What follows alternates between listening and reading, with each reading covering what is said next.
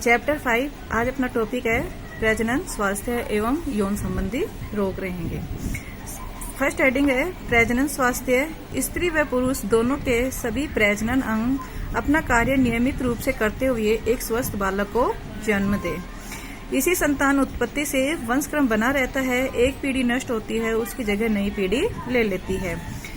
इसका मतलब स्वस्थ प्रजनन का मतलब होता है पति और पत्नी का स्वस्थ रहते हुए स्वस्थ संतान को जन्म देना। स्वस्थ प्रजनन के लिए ध्यान रखने योग्य बिंदु। विवाह की उम्र पता है, लड़कियों में किशोर अवस्था पहले आती है, पहले खत्म होती है। लड़कों में बाद में आती है, बाद में खत्म होती है। लड़की 18 वर्ष में परिपक्व हो जाती है, लड़का 21 वर्ष में। इसलिए विवाह की उम्र 18 व 21 निश्चित की गई है। शारीरिक स्वच्छता। हमें अपने शरीर की सफाई का पूरा ध्यान रखना चाहिए। प्रजनन क्षमता। शरीर की जो क्षमता विकसित होती है वह उसके प्रजनन को भी प्रभावित करती है।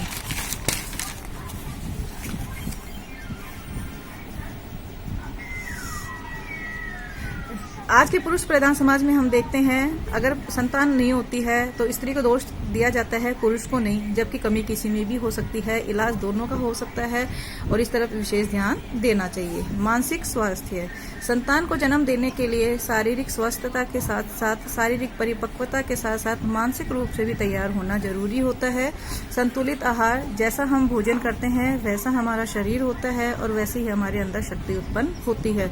इसलिए स्वस्थ प्रजनन के लिए संतुलित आहार लेना जरूरी होता है। और नेक्स्ट बिंदु है गर्भधारण अंतराल, यानी दो शिशुओं के मध्य कम से कम 3 वर्ष का अंतर रखना जरूरी है। पहले शिशु की भी देखभाल होती है, माता की भी देखभाल होती है। माता का शरीर पुनः परिपक्व हो जाता है और अगले शिशु के लिए शरीर बिल्कुल तैयार हो जाता है।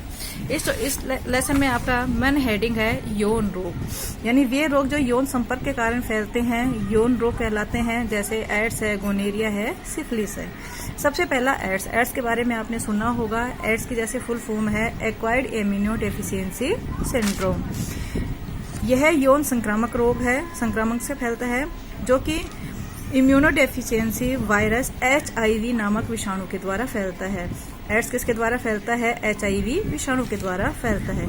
ये वायरस जो शरीर में WBC, RBC और रक्तकणिकाएं होती हैं, उनमें जो श्वेत रक्तकणिकाएं होती हैं उन पर आक्रमण करती हैं, उनको नष्ट करती हैं, जो शरीर में प्रतिरोधक क्षमता उत्पन्न करती हैं।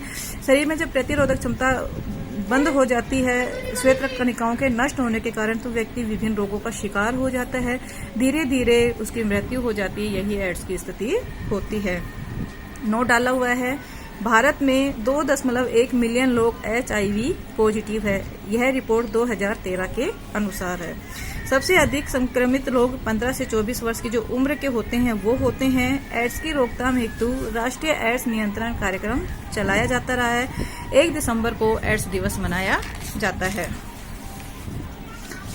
खून के परीक्षण से ही HIV संक्रमण का पता चलता है कि व्यक्ति पॉजिटिव है या नेगेटिव, और जिसमें HIV पॉजिटिव होता है वह संक्रमित माना जाता है। यह व्यक्ति कई वर्षों तक सामान्य जीवन जीता है, लेकिन इस अवधि में दूसरे लोगों को संक्रमित कर देता है। व्यक्ति में जब मिश्रित बीमारियों के लक्षण प्रकट होते हैं तब वह एड्स की स्थिति मानी जाती है। एड्स के रोगी में वजन घटना लग जाता है, दस्त लगने शुरू हो जाते हैं, बुखार आ जाता है, खांसी रहने लग जाती है, TB, निमोनिया, कैंसर, इस तरह की बीमारियां होने लगती हैं और उसकी शारीरिक क्षमता कम होने के कारण वह ठीक भी नहीं हो पाता। HIV संक्रमण फैलने के कारण, यानी किन किन कारणों से HIV फैलता है? असुरक्षित यौन संबंध से, बिना जांचा हुआ संक्रमित रक्त रोगी को चढ़ाने से, संक्रमित सुई के उपयोग से, संक्रमित व्यक्ति के अंग प्रत्यारोपण, यानी जो व्यक्ति संक्रमित है उसका अंग अगर किसी को प्रत्यारोपित कर दिया जाता है तो उसमें भी यह बीमारी चली जाती है। संक्रमित मां से जो बच्चा जन्म लेता है या स्तनपान करता है उसमें भी एड्स हो जाता है। HIV न फैलने के कारण, क्योंकि लोगों को भ्रम होता है कुछ ऐसे कारण हैं कि जिससे एड्स फैलता है, जबकि उन कारणों से एड्स नहीं फैलता। संक्रमित व्यक्ति के साथ दैनिक उपयोगी वस्तुओं का उपयोग करना, जैसे टीवी है, रिमोट है, एक साथ बिस्तर है, खाना पीना है, आना जाना है, कक्ष है। हाथ मिलाने, साथ खाने, आसपास खड़े होने से नहीं होता। एक ही ऑफिस में साथ साथ काम करने से भी एड्स नहीं होता। एक ही बर्तन में साथ खाना खाने से नहीं होता। सार्वजनिक स्नान घर व शौचालय के प्रयोग से नहीं होता। हवा में खांसने व छींकने से नहीं होता। मक्खी और मच्छर के काटने से भी एड्स कभी नहीं होता। यह तो रक्त के माध्यम से जो HIV विषाणु शरीर में प्रवेश करता है तभी होता है। एड्स से बचाव। जीवन साथी के अलावा किसी अन्य से संबंध न रखें। कंडोम उपयोग करें। मादक औषधि आदि व्यक्ति के द्वारा सुई का साझा प्रयोग न करें। सुई का उबलते पानी में खंगालकर उपयोग किया जाए। संक्रमित महिला को गर्भधारण नहीं करना चाहिए। जांचा हुआ रक्त ही चढ़ाया जाए कि पॉजिटिव नहीं है। शरीर गोदने के उपकरण निसंक्रमित करके संदेह होने पर जांच करवाना। और सबसे बड़ा इलाज है बचाव। बचाव ही उपचार है। नोट डाला है 1987 से राष्ट्रीय एड्स नियंत्रण संस्थान कार्यरत है, यानी भारत में। दूसरी बीमारी आती है सिफिलिस। यह भी यौन रोग है। इसके जीवाणु का नाम ट्रेपोनिमा पैलिडियम है। एग्जाम में ज्यादातर यही पूछा जाता है। सिफिलिस के जीवाणु का नाम ट्रेपोनिमा पैलिडियम। इसका विकास काल 14 से 28 दिन, ये भी पूछा जाता है, ध्यान रख लेना। यह 2 प्रकार से होता है, उपार्जित और जन्मजात। उपार्जित का मतलब होता है जन्म के बाद बीमारी होना, और जन्मजात का मतलब होता है माता से ही शिशु को बीमारी मिल जाना। अगला आता है रोग का निदान। इसका निदान प्रारंभिक 2 सप्ताह में आसानी से कर सकते हैं। जैसे इसके लक्षण प्रकट होते हैं, जो एंटीबायोटिक दवाई ली जाती है उनसे यह ठीक हो जाता है। पेनिसिलिन के उपयोग से यह एक एंटीबायोटिक दवा है। वेश्यावृत्ति पर पूर्ण रोक लगाकर चिकित्सा की जांच करवाकर। तीसरी बीमारी आती है गोनेरिया। यह रोग ग्राम निगेटिव बैक्टीरिया नाइसीरिया गोनेरिया के कारण फैलता है।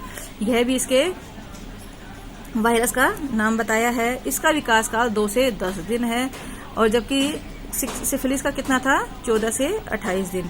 इस रोग से स्त्रियों में धीरे धीरे बांझपन आ जाता है, अर्थात संतान उत्पन्न करने की क्षमता नष्ट हो जाती है। ठीक है, लेसन ज्यादा बड़ा नहीं है, छोटा ही है, नॉर्मल सा है। एड्स पे विशेष ध्यान देना है। बाकी कुछ समझ में नहीं आए तो पूछ लेना।